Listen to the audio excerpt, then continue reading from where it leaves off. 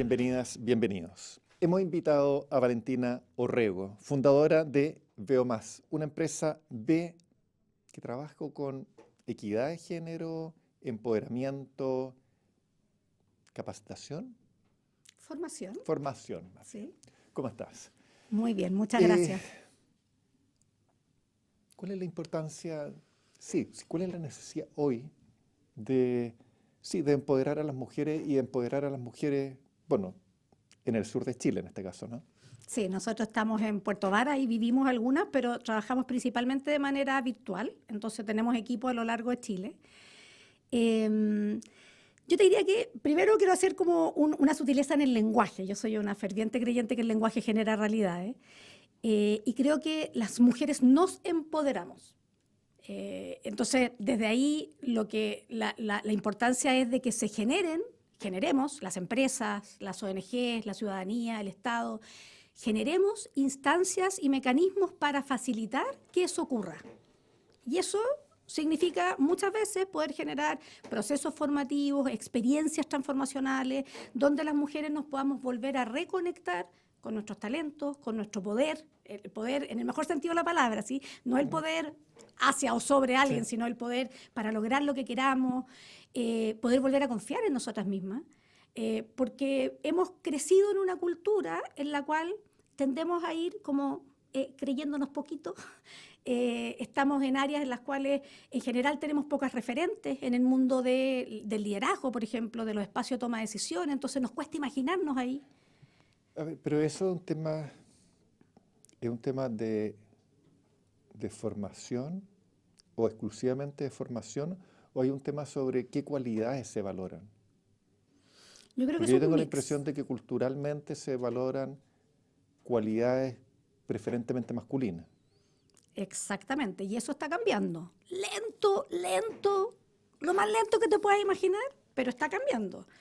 No sé si te acuerdas cuando fue electa la presidenta Michelle Bachelet, primer referente femenino de mujeres para toda una generación. Yo nunca me voy a olvidar cuando mi hija pequeña, que ahora tiene 18, cuando le decían que quiere ser cuando grande, dijo, quiero ser presidenta. Eso cambia una generación completa para siempre, ¿sí?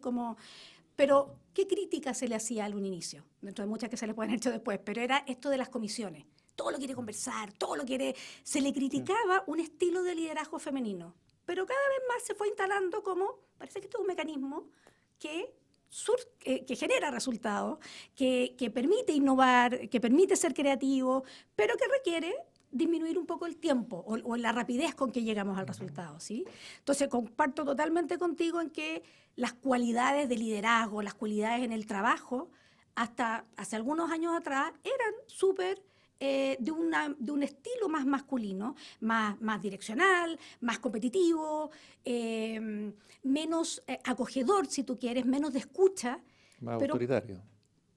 cuando la energía se iba hacia el polo de la sombra, por decirlo de algún modo. Porque en el fondo también esa energía competitiva de querer llegar a la meta, de tener No, el pero resultado, puede ser súper positiva y no solo autoritaria. Autoritaria en el sentido de que era Jerárquica. un jerárquico. Totalmente. Y finalmente Totalmente. hay alguien que tiene la decisión final y punto. Y hoy día Porque cada tiene la vez... responsabilidad, porque además se le achaca la responsabilidad. Totalmente. Y hoy día cada vez más vemos que las estructuras se están poniendo más horizontales. Y eso no significa que en los proyectos o en las empresas o en las organizaciones o en los equipos no haya una persona que lidere. Es que lidero en ciertos momentos para ciertas funciones y en otras me sumo al equipo y en otras escucho y en otras, ¿sí? Como que está cambiando la forma de hacerlo, de cómo convivimos en el espacio del trabajo. Y eso también se forma tanto para hombres como para mujeres. ¿Sí? Eso de cómo aprendemos a reconocer nuevos estilos de liderar, por ejemplo. Es un proceso por el cual debiéramos pasar todos. Ahora, sí, porque está bien, es un cambio cultural importante, pero ese cambio cultural se está dando preferentemente en la calle o se está dando en las empresas o en los colegios, porque yo tengo la impresión de que es más bien algo relativamente espontáneo más que una política.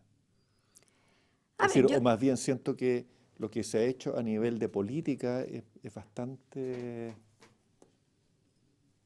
débil, sí. Pero yo no sé si los colegios estén Yo creo en que los una clara colegios son postura una respecto a mega esto. deuda, son una gran deuda.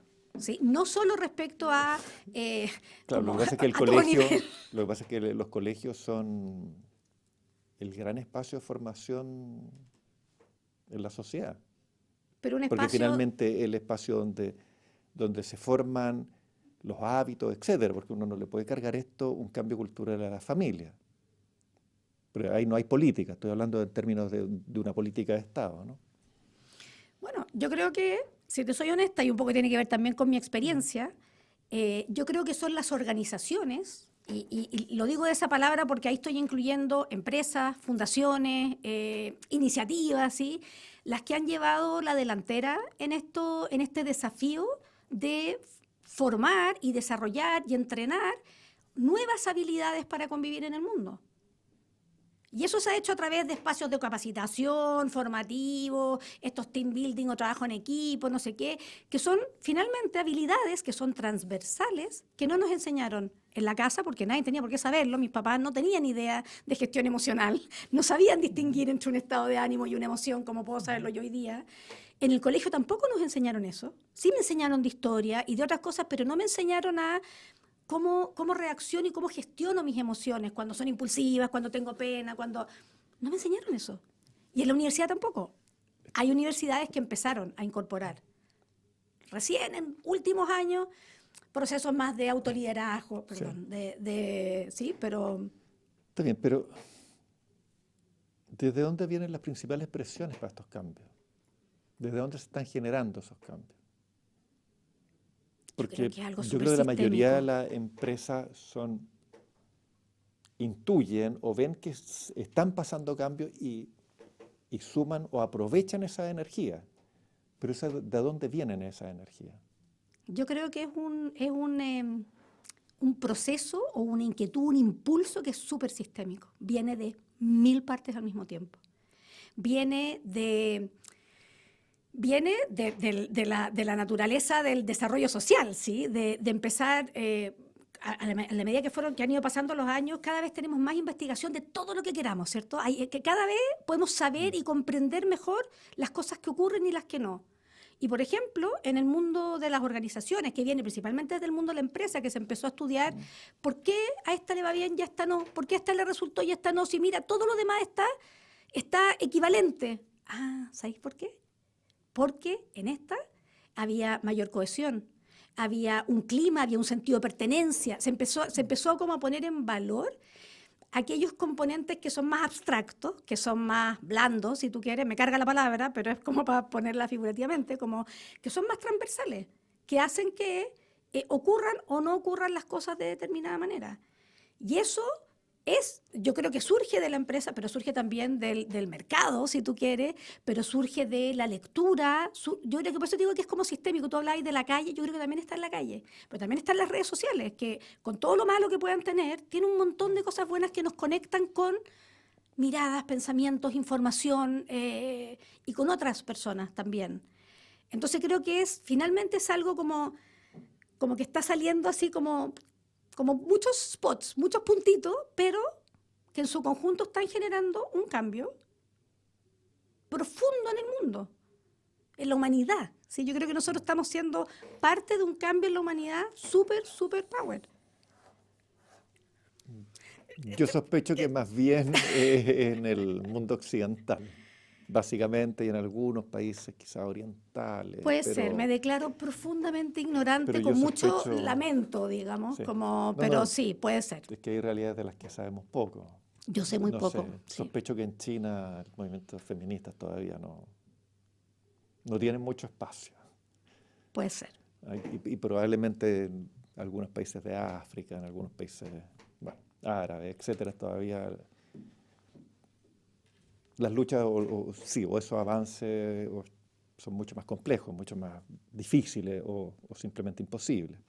Ahora, ¿qué pasa en el sur?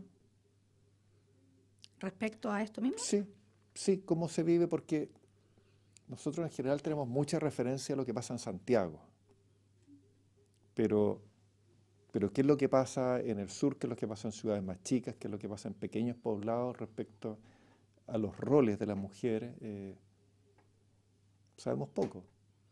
Tendemos a uniformar al país en base a lo que pasa en Santiago. Totalmente. Y luego dentro de Santiago tendemos a uniformar dentro de lo que Por pasa. supuesto, Eso como que sí. se replica este fenómeno, ¿cierto? Por supuesto, las comunas más relevantes, es decir, las que tienen mayor visibilidad, que son las más pudientes o las más centrales. Entonces, claro, puede ser Providencia, Santiago, quizás Vitacura Las Condes por temas de visibilidad, pero también puede ser, no sé, Recoleta, pero Maipú, pero claramente no es todo Santiago, es decir, hay una serie de bordes que no se ven. Entonces, sí, ¿qué pasa en el sur? Yo te diría que pasa lo mismo. Yo creo que este fenómeno se reproduce a todos los niveles. Tenemos distintos accesos súper diferenciados, que generan mucha inequidad. O sea, mi gran tema es la equidad de género, pero también reconozco viviendo ya cómo somos un país muy inequitativo y donde tenemos grandes brechas entre el centro y todos los territorios que se van para los lados, y dentro de los territorios todos los que se alejan de la capital provincial, la capital regional, ¿sí? Como que seguimos reproduciendo este fenómeno. Y desde ahí yo te diría que me dan ganas de compartirte lo que ha sido como una de las externalidades positivas de la pandemia, que es como el acelerar nuestra conexión virtual, el acelerar nuestra manera de movernos como sociedad en el tema virtual. Nosotros desde Beomás durante los últimos años hemos estado apoyando a ONU Mujeres en un programa de empoderamiento para mujeres, que lo hemos hecho 100% virtual. No era así, nunca fue pensado así, pero bueno, partamos con una versión virtual mientras se termina la pandemia y así acabamos de terminar mañana, este viernes terminamos el número 20, el ciclo número 20. Y la virtualidad es una herramienta poderosísima para generar igualdad y equidad. Nosotros hemos podido acceder, han podido acceder al programa mujeres de zonas que en su vida hubieran podido participar de una actividad como esta. ¿Por qué? Porque viven en una localidad muy pequeña, porque en las regiones, si los programas llegan a partir, ya sea desde el mundo privado o desde el público, da lo mismo, llegan a la capital para que haya la mayor cantidad de gente, entonces lo hagamos todo centralizado ahí. Entonces, desde ahí yo te diría que, que la virtualidad nos ha abierto muchas fronteras internas dentro del país, entre situaciones personales, socioeconómicas, y lo que nos ha mostrado, al menos en la experiencia que nosotros hemos tenido el privilegio, porque lo siento como un privilegio de ser parte y ser testigo, es cómo las mujeres estamos viviendo las mismas cosas, no importa dónde yo viva. Tengo los mismos dolores, estoy enfrentando las mismas barreras, tengo los mismos sueños, las mismas ganas. Y finalmente la conexión, el conectarme con otras, el poder tener la oportunidad de escuchar a otras, de conversar, de poner sobre la mesa aquello que son mis desafíos y lo que yo necesito desarrollar o entrenar o resolver en mi vida, abre infinitas oportunidades para las mujeres. A veces solo por tener a alguien más a quien mandarle un WhatsApp. Y eso ya me abre puertas que antes no tenía, por el lugar donde nací o por el lugar donde vivo. Valentina, vamos a ir a una pausa y después vamos a hablar de la virtualidad y la presencialidad respecto a las mujeres en especial. Excelente.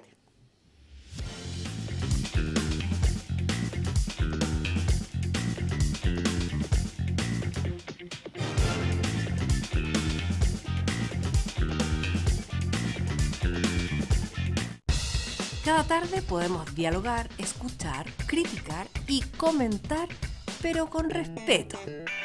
Pasadas las 3 de la tarde, de lunes a viernes, podría ser peor, con Julio César Rodríguez.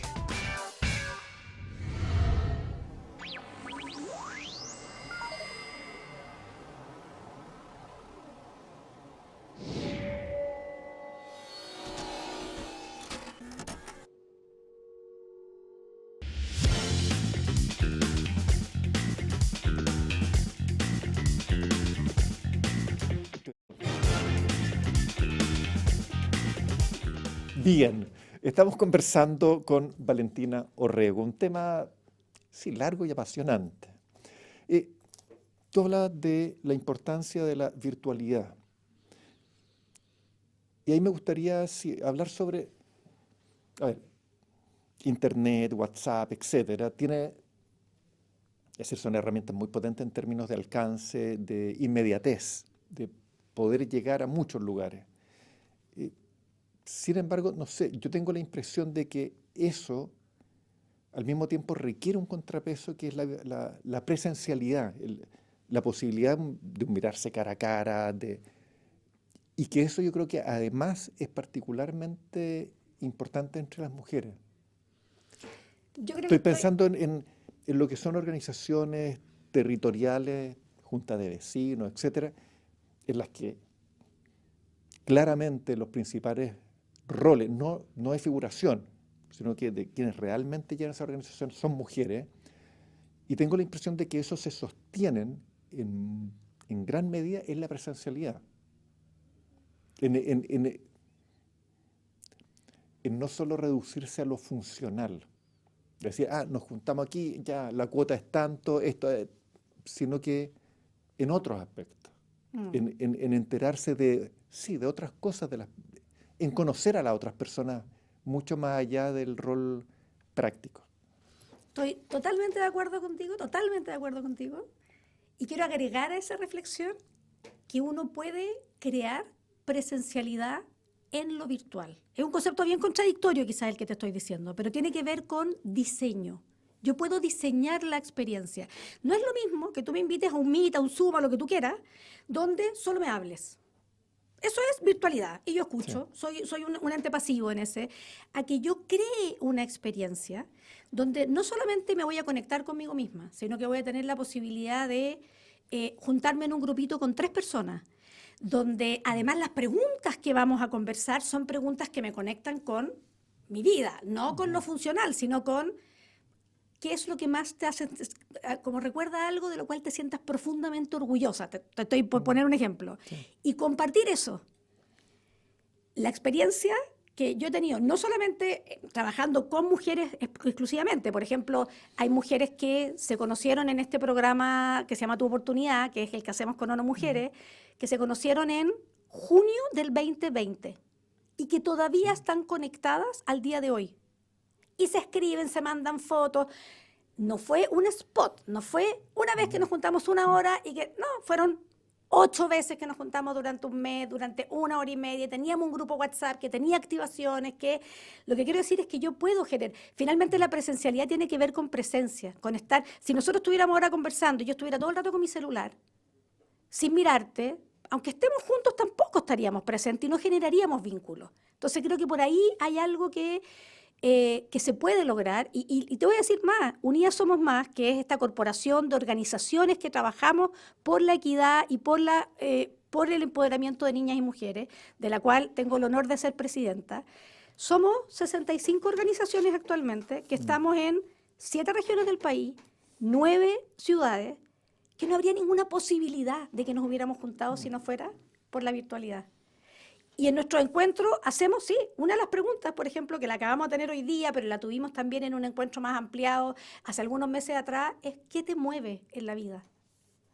Tener esa conversación, aunque sea a través de una pantalla, te pone los pelos de punta, de emoción, de conexión, de sentir que, wow, eso que te mueve a ti, a mí hay un pedacito de eso que me llegó acá, ¿sí?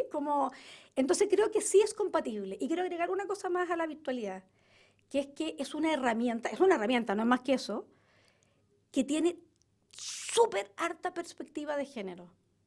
Le abre puertas a mujeres que de otra manera no podrían, incluso si yo vivo en la ciudad. Hay veces que yo podría vivir en el mismo lugar, pero solo pensar en la logística que tengo que resolver para trasladarme hacia ese lugar, ver qué pasa con mis hijos, con la comida, con lo que sea, con mi trabajo, con todos los temas de los cuales estoy a cargo.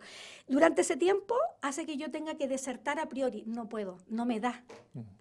Sin embargo, si es virtual, yo lo hago desde mi casa mientras estoy cocinando o mientras estoy cuidando a mis hijos, a lo mejor no teniendo en ese minuto una... Lo que quiero decir es que también hemos descubierto ese componente de la virtualidad que antes era invisible para nosotras, incluso que trabajamos en esto, y en algún minuto dijimos, wow, mira cómo también colabora y contribuye. No, a ver, yo creo que la virtualidad hoy en día es inevitable, es fundamental. Es decir, decir, uno puede contactarse con gente de otros países, etcétera, generar un diálogo, pero nunca llegar a la presencialidad. Ahora, es obvio que la presencialidad tampoco es imposible que logre los alcances que tiene la virtualidad. Es decir, claramente ahí hay un tema de complementariedad y hay, claro, yo creo que hay zonas en que se traslapan, en que pueden lograr los mismos objetivos, llegar a los mismos resultados o a resultados similares sin problemas, pero hay franjas que para mí son casi infranqueables. ¿Cómo? Que yo creo que las vivencias, por ejemplo, que hay a través de un quehacer, a través, no sé, con la pandemia u ollas comunes, lo que se vivió ahí, o lo mismo que se vivía en las ollas comunes en la década de los 80, post-crisis del 82, lo que se generó ahí es irreemplazable. Es eso. O yo no me Yo creo que es imagino un par de diferente y personas único. tejiendo por internet. Supieras la cantidad está de bien, gente que hace eso. sí, está bien, pero el tejido ahí, donde los sonidos, el punto, y que permiten justamente el poder hablar de manera no tan acotada, ¿no? Tan consciente, si se quiere, permite otros lazos, que es lo que permite cuando se juntan personas a hacer mosaicos en forma colectiva u otras actividades que requieren otro nivel de concentración, por así decirlo, ¿no? Que permiten estar haciendo dos cosas y por lo tanto las cosas fluyen de otra manera, salen otros temas, no sé. Sí, yo creo que estamos aprendiendo a hacer eso. Era como en algún minuto se pensaba que aprender, literalmente, aprender en términos de estudio, era como, o sea, por años era como, de verdad que era de segunda categoría. Yo me acuerdo alguna vez, muchos años atrás, como vivía en el sur y quería hacer un magíster y evalué la posibilidad de hacerlo virtual y todo el mundo me dijo, no, no se te ocurra, es una pérdida de plata, nadie te va a contratar por eso. Así onda como, y hoy día, o sea, cualquiera. Lo que quiero decir es que estamos en un periodo de cambio tan radical. Yo soy súper presencial, yo soy de piel, yo soy de me gusta el abrazo, me encanta desvirtualizar a las personas. Hoy día desvirtualicé a 3 que son de Unidas Somos Más y fue exquisito darnos un abrazo y con la mascarilla, y ya, como, porque no hemos visto tanto tiempo, hemos compartido tanto, porque de repente es increíble. Pero también creo que esto es como los supersónicos, perdón que se me caiga el carnet, pero es como los supersónicos que en verdad uno decía, eso es imposible hace 40 años atrás. Y la cantidad de cosas que hoy día ocurren, yo creo que tenemos para sorprendernos. No sé si nos vamos a alcanzar a sorprender nosotros, pero sí hay mucha sorpresa por delante todavía. Ahora, cuando ustedes trabajan con el tema de la igualdad o de la equidad de género, hay ciertas cualidades que son eminentemente femeninas y otras eminentemente masculinas. Yo diría que sí, pero que no están asociadas a si eres mujer o si eres hombre. ¿Sí? Yo creo que el liderazgo femenino, por ejemplo, hay muchos hombres que desarrollan liderazgos femeninos. Lo que quiero decir es que tenemos cualidades distintas, sí. Es súper difícil ahí ir como limpiando entre el estereotipo propiamente tal que creó la cultura y lo que realmente es propio de cada una, porque entre las mujeres y entre los hombres también hay mucha diversidad, muchísima. ¿Sí? Habemos mujeres que somos más orientadas a la acción y a la tarea, y hay mujeres que son mucho más orientadas a la escucha, al contener. ¿Sí? Lo que quiero decir es que creo que tenemos que empezar a entender o a aceptar que lo femenino y lo masculino no solamente es mujer-hombre, son dos polos que tenemos que aprender a integrar, las mujeres y los hombres. Está bien. Es decir, yo sé que hay un porcentaje importante y a veces muy marcado que tiene que ver con temas culturales, que no tiene que ver con una esencia de cada uno de los sexos, por así decirlo. Pero hay cualidades que son preeminentemente femeninas o preeminentemente masculinas. Yo creo que sí. La colaboración. Volvamos a tus ollas comunes. Como un ejemplo de la historia, ¿sí? Las ollas comunes, el lavado colectivo, comunitario en el río, la colaboración, el hacer juntas el valor de hacer aquello ese desafío que tengo con otras o con otros es en la historia. Si uno mira muchos ejemplos que pueden haber que se me pueden salir porque no soy, Sí. no tengo, pero en el fondo muestran quiénes lideraban eso, quiénes estaban en esos espacios, las mujeres. Las mujeres estaban en esos espacios. Entonces yo creo que ahí hay una característica bien que podríamos poner al tiro como en la balanza de lo femenino. Y yo conozco, y vuelvo como a lo mismo de integrarse, que finalmente creo que es el gran Está bien. desafío. Como. Pero, y el tema del cuidado, porque finalmente el cuidado también tiene que ver, yo creo que tiene que ver en cierta medida con el embarazo, con el parir y con los primeros meses de cuidado, que tiene que ver con el amamantar, etcétera. Yo Ahí tengo... no hay una cierta predisposición a eso, porque finalmente eso es eminentemente femenino y no hay vuelta porque es La maternidad, biológico.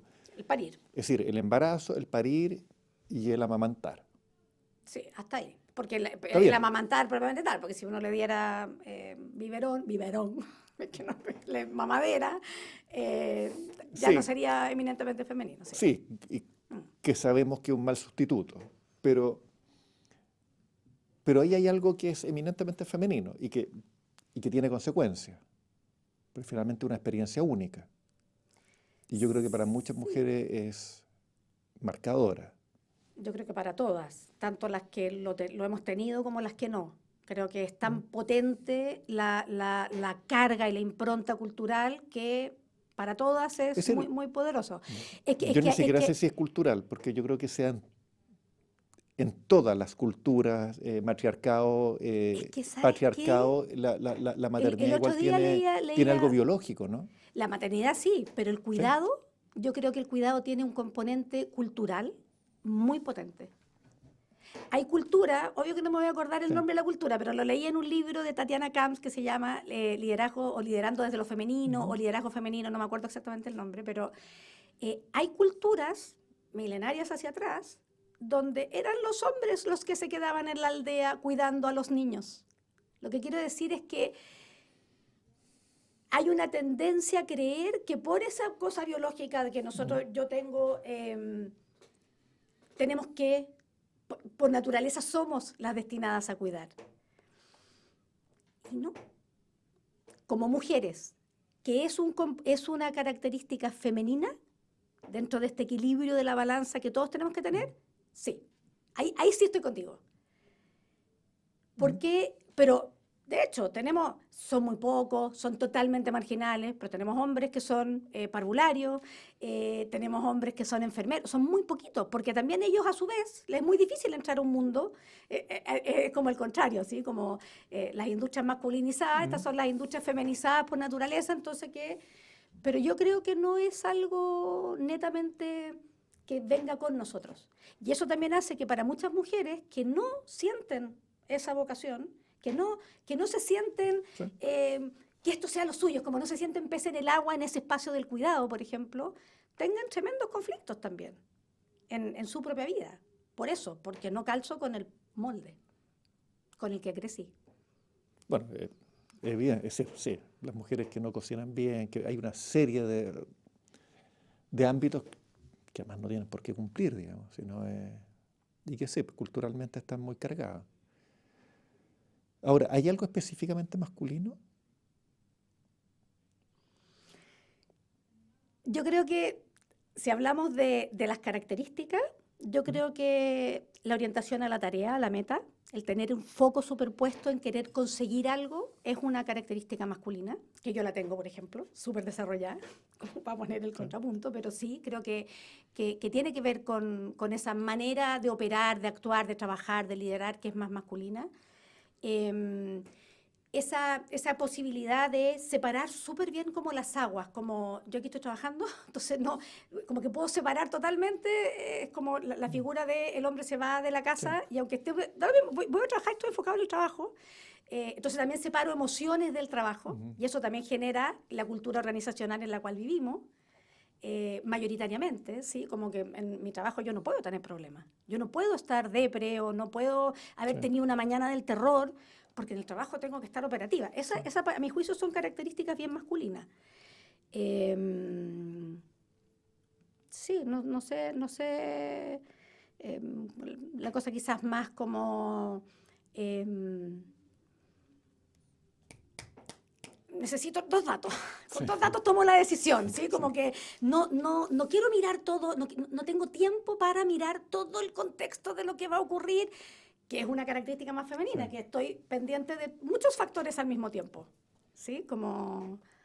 Esa quizá yo diría que son características masculinas, más no de hombres, necesariamente. Sí. Bueno, Valentina, agradecerte que hayas venido y sí, yo creo que es un tema que tenemos para rato, ¿no? Me encanta la idea, nos puedes invitar. En Unidas Somos Más tenemos organizaciones, pero de los distintos temas, distintos enfoques que estamos poniendo, contribuyendo en muchos temas distintos. Y felices, si quieres podemos hacer una agenda y nosotros le vamos trayendo ahí distintas personas para conversar, distintas miradas, somos súper diferentes, pero tenemos un propósito común. Muchas gracias. Muchas gracias a ustedes.